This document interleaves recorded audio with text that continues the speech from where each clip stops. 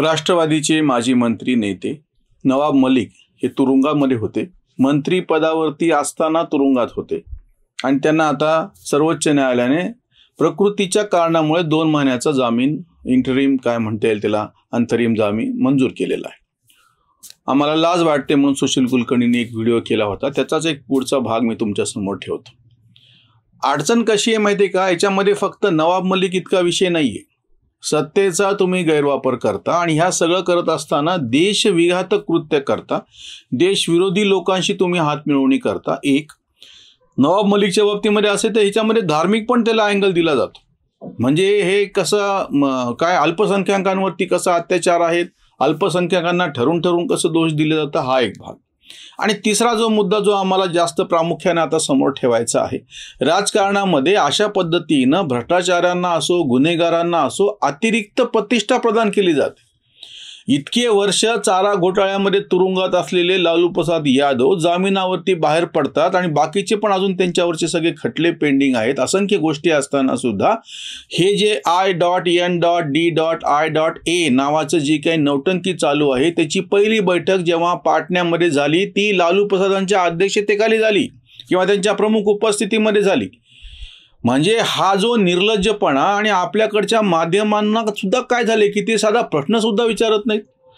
सुशील कुलकर्णींनी जशी काल खंत व्यक्त केली, नुसती लाज नाही संताप यायची गोष्ट आहे. त्याच्या पलीकडे जाऊ की नवाब मलिकांचंच तुम्हाला मी प्रकरण सांगतो. यांना तुरुंगात गेल्याच्या नंतर सुद्धा राजीनामा घ्यायची हिंमत तेव्हाचे मुख्यमंत्री उद्धव ठाकरे यांना झाले नाही. घरात बसून काम करणारा घरकोंबडा मुख्यमंत्री हा आपल्या मंत्रिमंडळातील एका सदस्यावरती प्रत्यक्ष गुन्हे दाखल होतात, त्याला तुरुंगात जावं लागतं आणि तरीही त्याचा राजीनामा घेतला जात नाही. हा आणि अशाच पद्धतीचा निर्लज्जपणा दिल्लीमध्ये आम आदमी पक्षानं दाखवलेला होता. तुरुंगात मंत्री गेल्याच्या नंतर सुद्धा त्याचा राजीनामा घेतलेला नव्हता.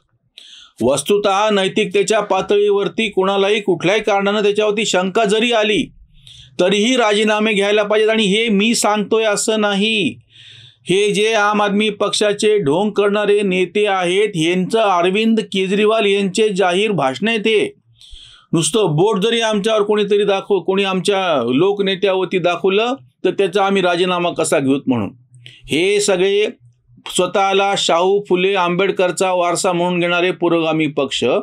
नवाब मलिक तथाकथित राष्ट्रवादीचे आहेत. शरद पवारांनी याचं उत्तर द्यावं. फुले शाहू आंबेडकरच्या महाराष्ट्रामध्ये ज्या मंत्र्यावरती दोषारोप झाले तर जो तुरुंगात गेला तरीही त्याला पदावर ठेवणं शोभतं का? बाबासाहेब असो, शाहू महाराज असो किंवा महात्मा फुले असो, यांनी या गोष्टीचं समर्थन केलं असतं का? अडचण कशी आहे माहिती आहे का, की हे जेव्हा ढोंग करतात ना, एकीकडून यांची वागणूक प्रत्यक्ष सत्ता लोलुपतेचीच राहिलेली आहे, स्वार्थीच राहिलेली आहे. त्याच्या पोटी काय म्हणता येईल त्याला, सर्वसामान्य जनतेचे सगळे प्रश्न बाजूला ठेवून यांना ही गोष्ट महत्त्वाची वाटते, सत्ता महत्त्वाची वाटते आणि ती मिळवण्यासाठी कुठल्याही पद्धतीच्या तडजोडी करायच्या असतात आणि नाव मात्र फुले शाहू आंबेडकरांचं घ्यायचं असतं. किंवा भारताच्या पातळीवरती आम्ही कसे पुरोगामी आहोत आणि आम्ही कसे दलित शोषित समाज वगैरे असं सगळं म्हणायची पद्धत असती. प्रत्यक्षामध्ये यांनी जी काही कृत्य केलेली आहे त्याच्या संदर्भामध्ये समर्थन करण्याचा एक निर्लज्जपणा. आणि पुरोगामी पत्रकारांचं पण वैशिष्ट्य बघा, या सगळ्या प्रकरणामध्ये कालच्या नवाब मलिकांना जामीन मिळाल्याच्या नंतर तोही तात्पुरता आहे, पण असा काही जल्लोष केला गेला जसं काही हे काही महान कुठून तरी कार्य करून आलेले आहेत. निर्दोष सुटका झालेली आहे किंवा काहीतरी फार मोठी गोष्ट केलेली, अशा पद्धतीचं पेढे वाटणं, ते हात उंचावणं, ते हार घालणं, त्यांना ही काय पद्धत आहे? म्हणजे अशा पद्धतीनं तुम्ही सर्वसामान्य काय लोकांच्या समोर काय म्हणून उदाहरण ठेवायला तर परत तुम्ही स्वतःला पुरोगामी म्हणून लोकांसमोर जाणार आहात.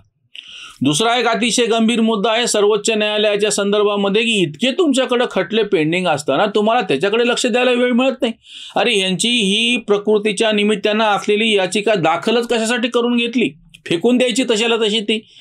सर्वोच्च न्यायालयाच्या संदर्भात काही बोलले की लगेच कंटेम्प्ट ऑफ कोर्ट होणार आणि व्हायच्या म्हणून उलटा त्याचा फायदा घेऊन तुम्ही वाटेल तशा पद्धतीने करणार.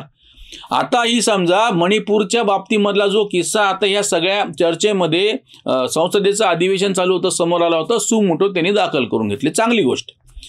मणिपूरमध्ये जो काही भीषण प्रकार घडला त्या सगळ्याच्या बाबतीमध्ये जागरूक राहून तुम्ही ही पाऊल उचललं, सगळ्यात चांगली गोष्ट. मग ही सगळी जागरूकता राजस्थानमध्ये याच्यापेक्षा असेच भयानक प्रकार घडले होते तेव्हा कुठे गेली होती? छत्तीसगडमध्ये हे भयानक प्रकार घडले होते तेव्हा कुठे गेली होती?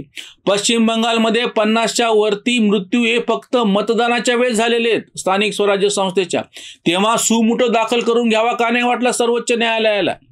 हे जे सिलेक्टिव्ह म्हणजे निवडक तुमची संवेदन क्षमता होऊन बसलेली आहे ना, याच्यावरती आक्षेप आहे. हा कोण लागून गेलेला आहे नवाब मलिक, जेणेकरून तुम्ही त्याच्या तातडीनं अर्ज मंजूर करता आणि त्याला लगेच 2 महिन्याचा काय म्हणते जामीन मंजूर करता? प्रकृतीच्या अस्वस्थामुळे जामीन मिळतोच कसा? कारण की जो कोणी गुन्हेगार आहे त्याच्या प्रकृतीची काळजी त्या तुरुंगाने बाकीच्यांनी घ्यायची असते. म्हणजे तुम्ही हे कबूल करतात की तुम्ही ती काळजी घेऊ शकत नाहीत म्हणून. कुठलाही जेव्हा आरोपी गुन्ह्यामध्ये तुरुंगामध्ये असतो तेव्हा त्याच्या प्रकृतीची काळजी घेण्याची जबाबदारी ती सरकारवरती असते. जामीन दिल्याचा अर्थ काय होतो की तुम्ही तुमची प्रकृती सांभाळून परत या, आम्ही तुम्हाला परत तुरुंगात घालतो. हा जो निर्लज्जपणा आहे सरकारी व्यवस्थेचा आहे आणि बाकीच्या सगळ्या याचा आहे. तुम्ही सोयीने हे करता.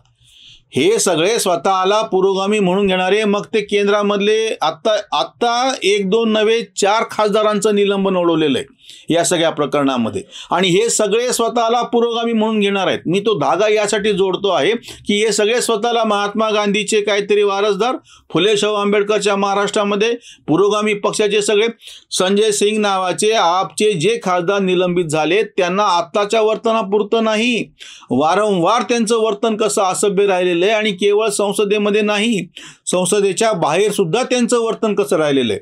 दुसरे खासदार राघव चड्डा जे निलंबित झालेले त्यांच्या बाबतीमध्ये हेच सांगितलं गेलेलं आहे.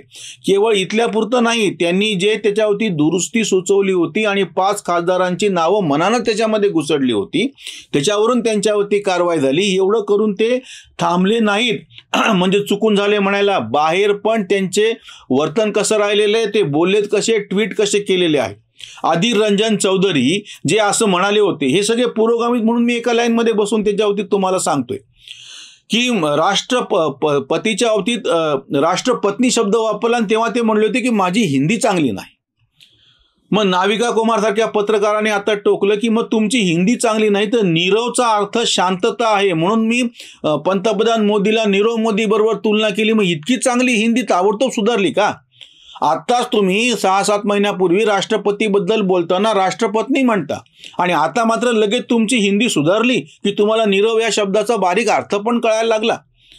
हे निलंबित झालेले खासदार आहेत किंवा रिंकू म्हणून त्यांचे जे खासदार आहेत त्या ह्याच्यामधून निवडून आलेले पंजाबमधून, ते पण निलंबित झालेले आहेत आपचे खासदार.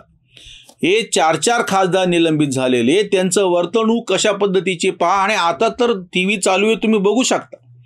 या फुले शाहू आंबेडकरच्या महाराष्ट्रामध्ये नवाब मलिक सारखे लोक हे काय आणि कशा पद्धतीचे, किंवा हे सगळे जमीन घोटाळा असो बाकीचा आर्थिक घोटाळा असो याच्यामध्ये सापडलेले आहेत.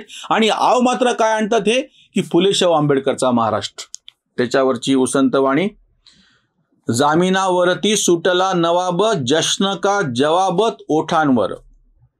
प्रकृती कारणे मिळाली ही सूट, करुनिया लूट प्रचंडती. तुरुंगात गेले तरी होते मंत्री, निर्लज्ज वाजंत्री वाजवित. जेव्हा कोसळले सारे सरकार, तेव्हा तुटे तार पदाचिती. घोषणांचा दर्प कसला जल्लोष, उडालेला होश विवेकाचा. सुप्रीम चालवतो सारा इथे खेळ, पुरोगामी मेळ बसलेला. न्याय देवता ही बहिरी आंधळी, सत्यालाच गोळी कांत म्हणे, सत्यालाच गोळी कांत म्हणे. या मंत्र्याच्या बाबतीतले इतके मोठे पुरावे आहेत. तो प्रत्यक्ष तुरुंगात आहे आणि त्याला प्रकृतीच्या कारणासाठी म्हणून अशा पद्धतीचं जामीन दिला जातो. हेच खरं तर निषेधार्ह आहे. आणि त्याहीपेक्षा सगळ्यात जास्त गोष्ट म्हणजे याचे समर्थन करणारे लोक आहेत. हे जे सगळे पुरोगामी पत्रकार, विचारवंत, हे सगळे जे लिब्रांडू आहेत ना, तरीही तुणतुणं वाजवत बसतात पुरोगामित्वाचं आणि यांचं कौतुकाचं, परत पुन्हा अल्पसंख्याकांवरती अत्याचार कसे होतात म्हणून सांगतात. या सगळ्याचा कडक शब्दात निषेध केला पाहिजे. म्हणून म्हणलं की नुसती लाज नाही, त्याच्या पलीकडे संताप येतो आहे. इथेच थांबूयात. धन्यवाद.